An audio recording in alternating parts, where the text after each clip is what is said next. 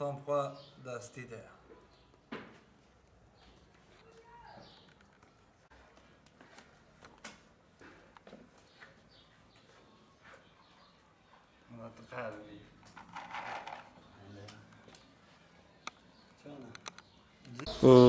Bu mesleği babadan öğrendik. İşte biz de bugüne kadar getirdik. 25 sene oldu bu meslekle uğraşalı. İlk başta daha öncesinde dedem yapıyordu. Babam da dedi annem yapıyordu bunu. Daha sonra dedi bunların malzemesini falan kendi çabalarıyla araştırdı. Araştırdıktan sonra kendi yapmaya başladı. İlk başta biz de çok zorluk çektik, çok bozduk, çok şey yaptık. En sonunda bu kıvamı tutturduk ve bu kıvamı da bizden başka yapabilecek kimse yok. Tarihini bilmiyorum ama duyduklarıma göre Cizre'ye ait ve çok eskiden gelen bir şeydir. Kalitesi olarak vakumlu olan irmikleri seçiyoruz. Yani şekerin en güzelini seçip öyle getiriyoruz.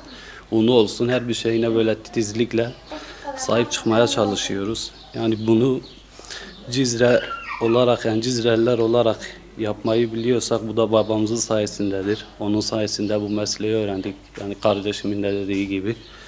Biz bunu devam ettireceğiz elimizden geldiğince de. Bunu her zaman da devam ettireceğiz. Babamızdan öğrendik. Onun sayesinde yapmayı biliyoruz. Ve bunu çocuklarımıza da öğreteceğiz bunu. Onlar da devam ettirsin, sürdürsün. Yani elimizden geldiğince yani babadan oğula meslek olarak yani Cizre'mizin mutfağına sunacağız ve sunmaya da devam edeceğiz.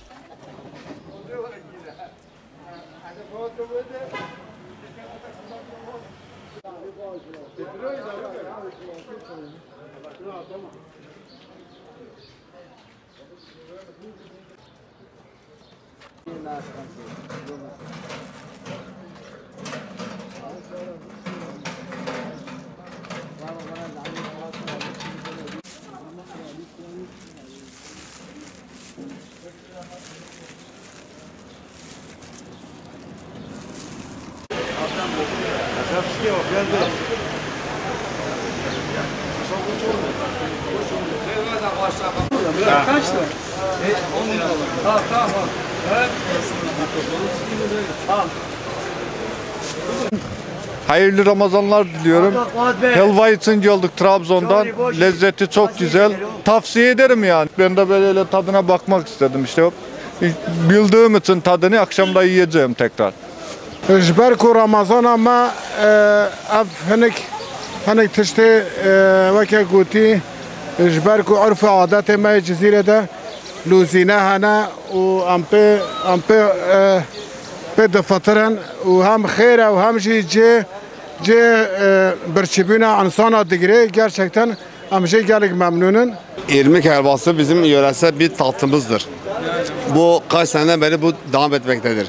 Her Ramazan'da böyle sürekli bunu zaten satıyoruz burada.